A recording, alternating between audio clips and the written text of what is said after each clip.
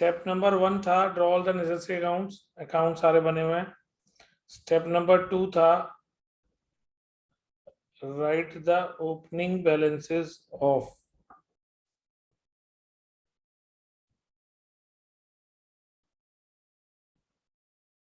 ये हो गया कैपिटल के बैलेंसेस हैं 90,000, 60,000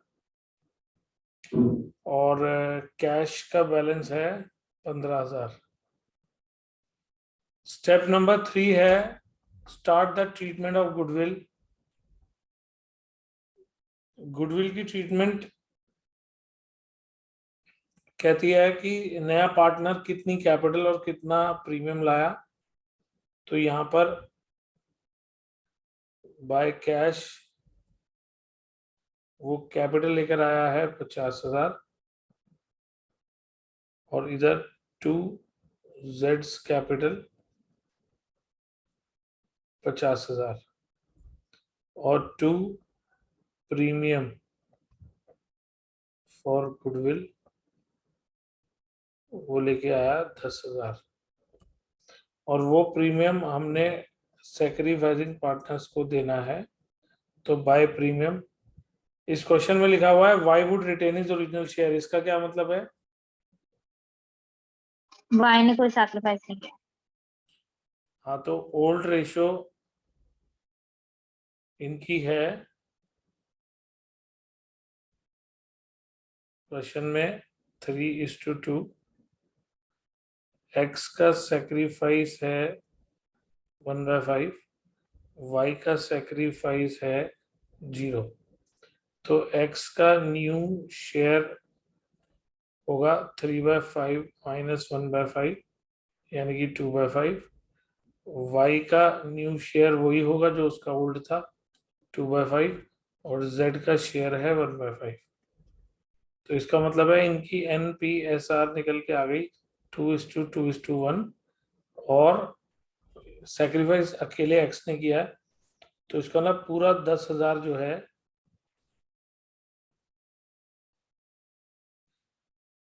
पूरा का पूरा 10,000 जो है वो एक्स को मिलेगा। यानी कि नया पार्टनर 50,000 की कैपिटल लाया, उसके दो इफेक्ट मैंने ये डाल दिए, और नया पार्टनर प्रीमियम लाया 10,000 का, उसके इफेक्ट मैंने ये डाल दिए। ठीक है, यहां तक क्लियर है?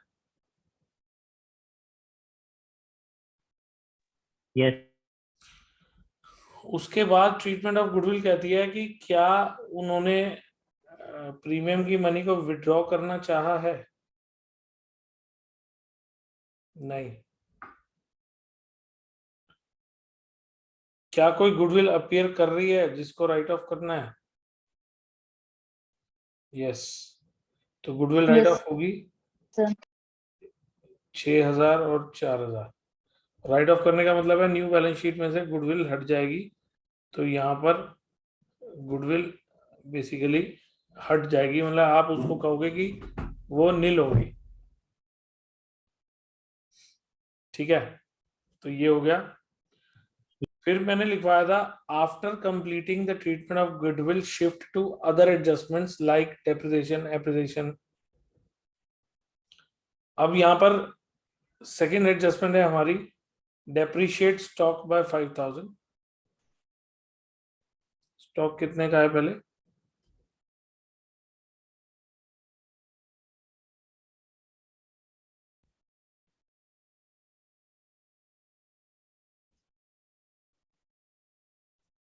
और इधर आ जाएगा लॉस 5,000 का। ये क्लियर है? Yes yes. फिर उन्होंने बोला है फर्नीचर 30,000 लेस डेप्रिसिएशन 25,000 और यहाँ पर लॉस आ जाएगा 25,000। ये भी क्लियर हो गया? यस। ये दो वर्ड्स में कंफ्यूज मत होना, एक वर्ड है अप टू और एक है बाय। अप टू का मतलब होता है तक, और बाय का मतलब होता है से।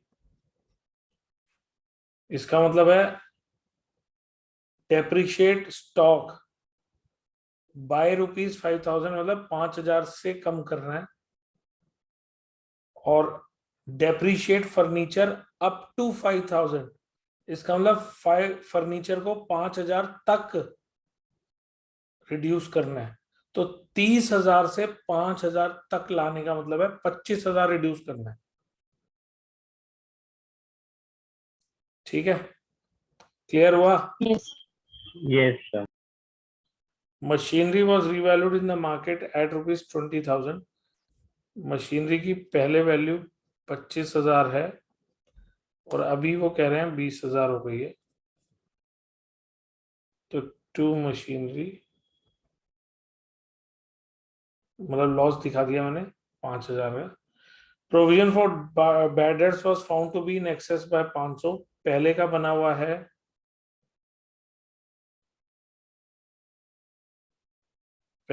हुआ है, प्रोविजन 2,000 रुपए, और वो कह रहे हैं कि 500 फालतू बना हुआ है, तो हम इसको 1,500 कर देंगे, यानी कि 23,500 हमारा डेटर्स शो होंगे, और इधर हमारा प्रोविजन के नाम से 500 रुपए का प्रॉफिट आएगा। An unrecorded investment of 5,000 was now to be recorded in the books at 4,000। तो एक इन्वेस्टमेंट है जिसको हमने बुक्स में रिकॉर्ड करना है 4,000, हमारा प्रॉफिट हो जाएगा इन्वेस्टमेंट के नाम से 4,000। Is it clear? Yes, sir. फिर उन्होंने बोला है appreciate land building up to 1,20,000। Land and building को अप्रिशिएट करना है 1,20,000 तक। इसका मतलब है लैंड बिल्डिंग अप्रिशिएट होगी 30,000। Land and building 30,000। Clear? Yes, sir. अब क्वेश्चन में मैंने लिखवाया था after completing all the adjustment check whether any undistributed profit oblique losses exist or not. If exist, distribute them in old partners in old ratio. तो by general reserve,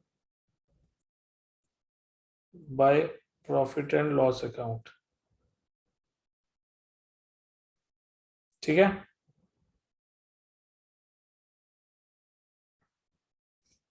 clear है यहां तक? General reserve बटेगा Yes. 9,000, 6,000, और profit and loss account बटेगा 6,000, 4,000। ठीक है, उसके बाद मैंने कहा था आफ्टर कंप्लीटिंग, नहीं, now transfer all those assets and liabilities as it is in the new balance sheet whose adjustments are not given. तो हमने क्रेडिटर्स को, बिल्स पेबल को एज इट इज उतार रहा हूं मैं, 25,000, 20,000, गुडविल हो गया, डेटर्स प्रोविजन हो गए, फर्नीचर हो गया, लैंड बिल्डिंग हो गया, स्टॉक हो गया, बिल्स रिसीवेबल रह गया, बिल्स रिसीवेबल रह गया 12,000, मशीनरी हो गया, कैश का न्यू बैलेंस अभी बाद में आएगा, कैश का बैलेंस मैं भी लिखूंगा। अब सब कुछ ट्रांसफर करने के बाद सबसे पहले रिवैल्यूएशन अकाउंट को क्लोज कर रहे हैं हम। अब क्लोजिंग जितनी भी मैं करूंगा वो रेड पेन से कर रहा हूं।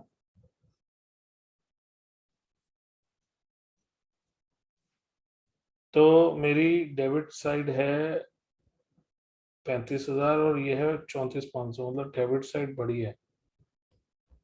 तो ये हो गया by loss transferred to X and Y. 500 रुपए का लॉस है, 300 एक्स में जाएगा, 200 वाई में जाएगा। Is it clear?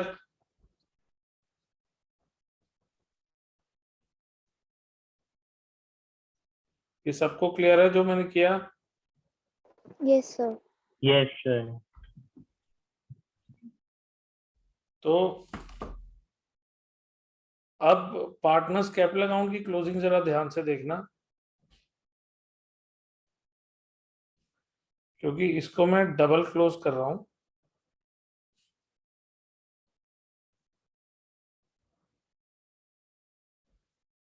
मतलब मैं 2 बार टोटलिंग करूंगा इसकी। पहली बार टोटल करके उसका बैलेंस ब्रॉट डाउन करूंगा, और उसके बाद दोबारा से टोटलिंग करूंगा। ठीक है, पहले मैं फर्स्ट टोटलिंग कर रहा हूं आपके सामने। मैं एक्स की डेबिट साइड को टोटल कर रहा हूं पहले। 90,000, 1,00,000 और 15,000, यानी कि 1,15,000, 1,15,000, 1,08,700। ठीक है, फिर आ गया 70,000, 70,000 से 4 66, 65,800। Is it clear? Yes, sir. Z का टोटल आ रहा है 50,000, 50,000। अब ये जो बैलेंसेस हैं ये मैं ब्रॉट डाउन कर रहा हूँ। 1,08,700, 65,800 एंड 50,000।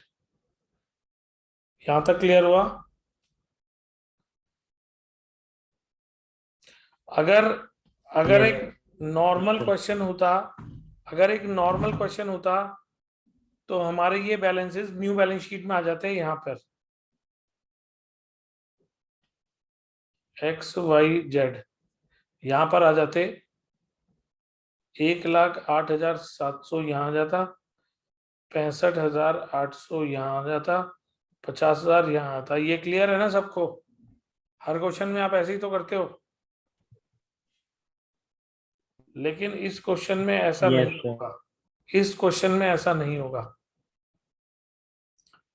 ये मैंने आपको अभी अभी भेजा था, मैं मोबाइल के अंदर वहीं से क्वेश्चन पढ़ रहा हूँ कि मुझे बार बार पेज ना पलटना पड़े।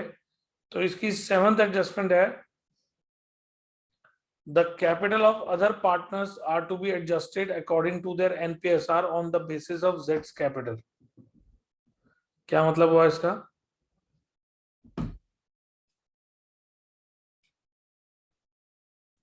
हाँ जी, क्या मतलब हुआ इसका?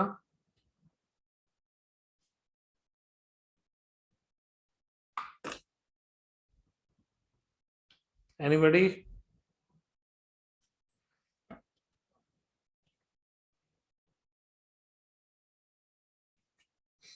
क्या मतलब हुआ?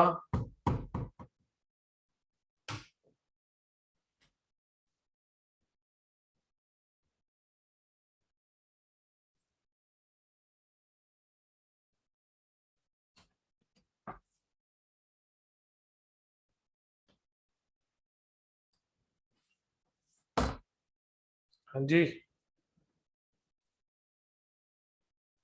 आवाज आ रही है आप लोगों को मेरी?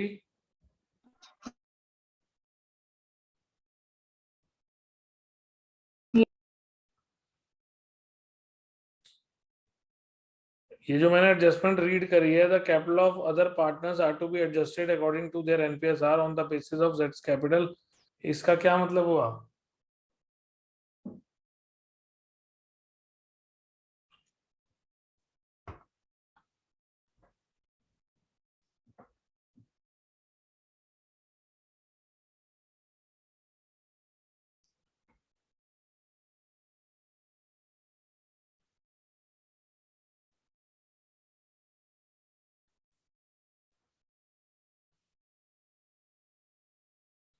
जेड्स कैपिटल कितना है?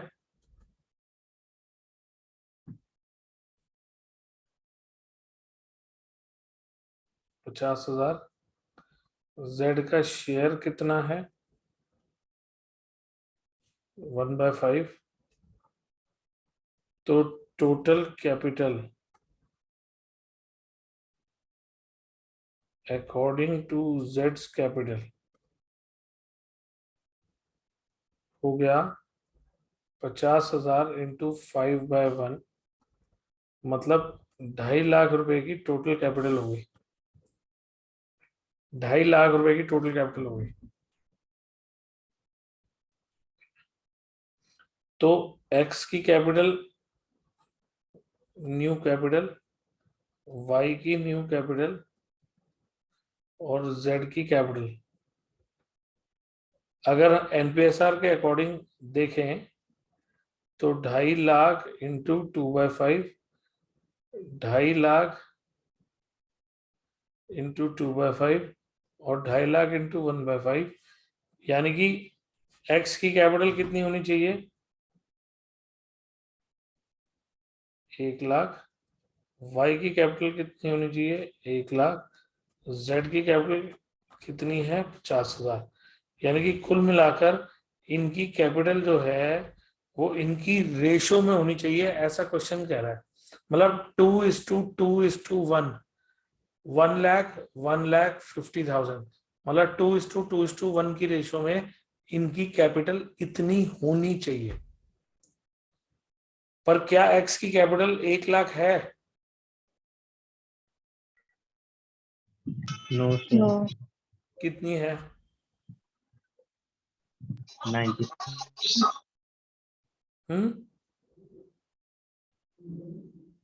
एक्स की कैपिटल कितनी है अभी? अच्छा, टोटल हेलो, एक्स की कैपिटल कितनी है? तो ये 1,08,700। 1 lakh. 1,08,700। और वाई की कैपिटल एज ऑफ नाउ कितनी है?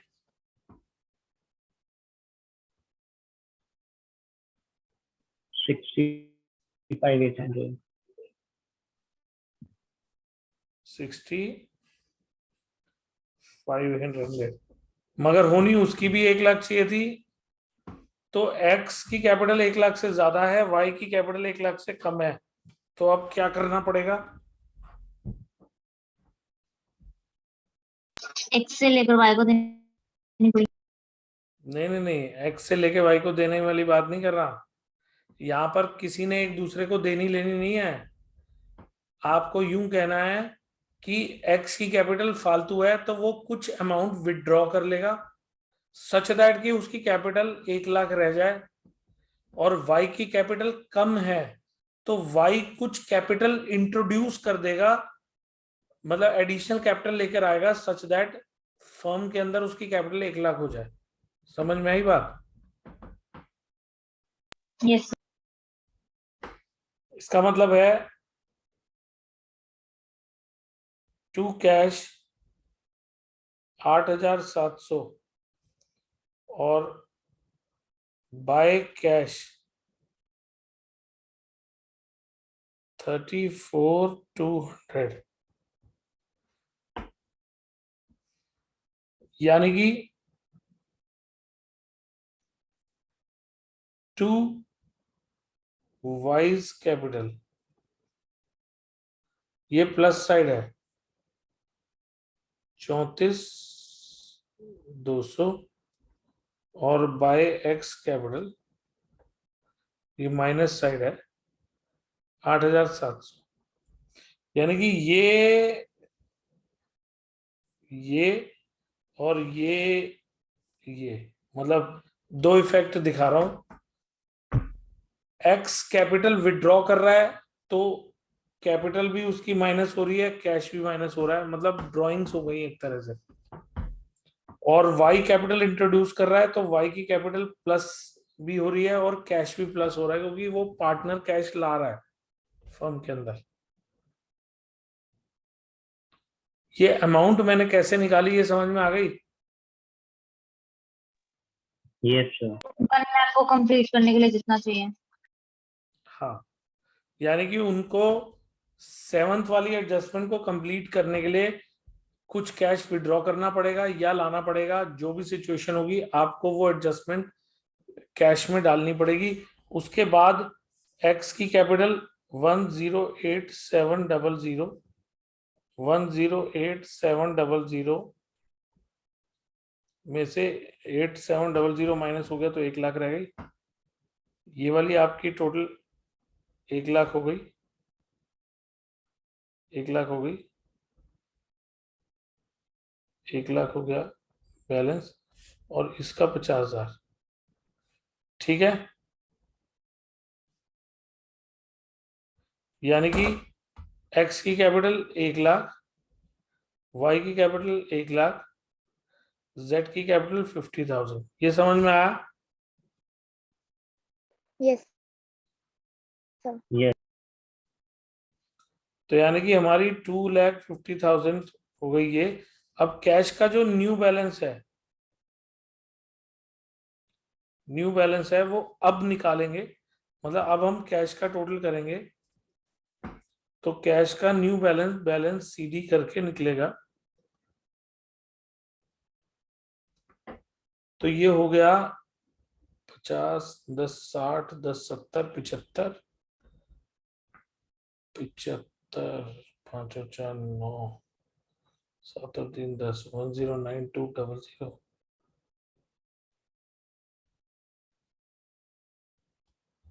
तो ये हो गया 7 और 5 12, 1,05,000, 1,05,000।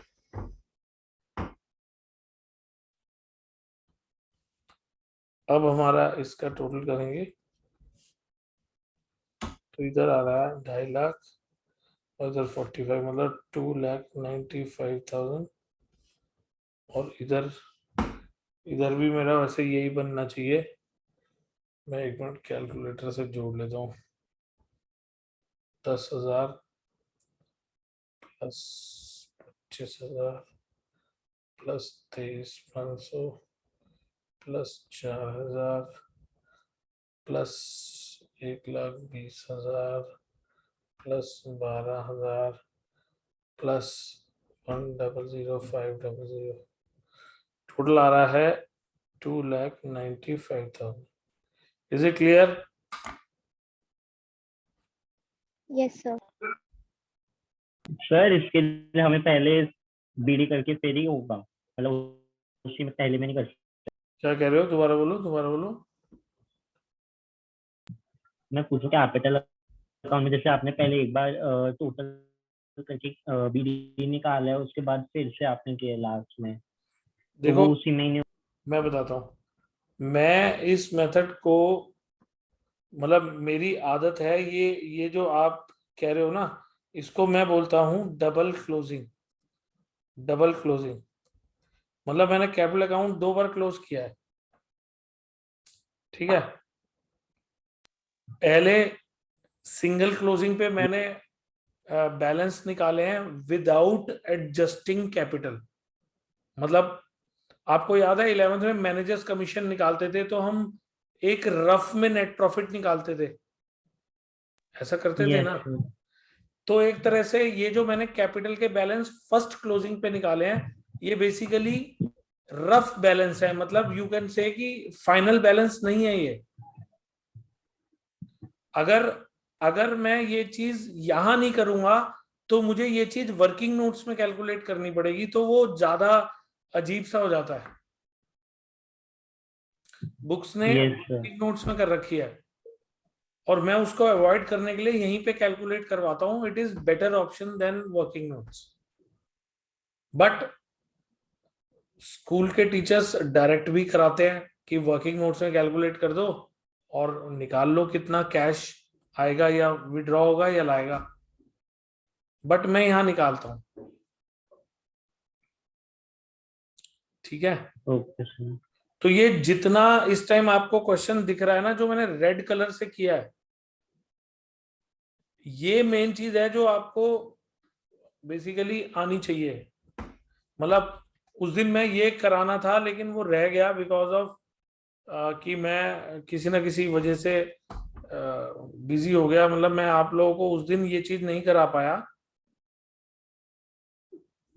लेकिन ये चीज थी जो एक्चुअली इम्पोर्टेंट है। मैंने इसका स्क्रीनशॉट तो भेज ही दिया है, बाकी मैं वीडियो भी इसकी रिकॉर्ड कर लिया है। मैं आपको अभी इसकी वीडियो भी सेंड करता हूँ। आपने मुझे ये वाला क्वेश्चन 3 बार करके एज इट इज भेजना है, और इस क्वेश्चन को करने के बाद ये क्वेश्चन 3 बार, और उसके बाद आपने कौन सा करके भेजना है मैं बताता हूँ। उसके बाद आपके क्वेश्चन जो होमवर्क में उसके अलावा करने हैं, दैट इज 35 एंड 36।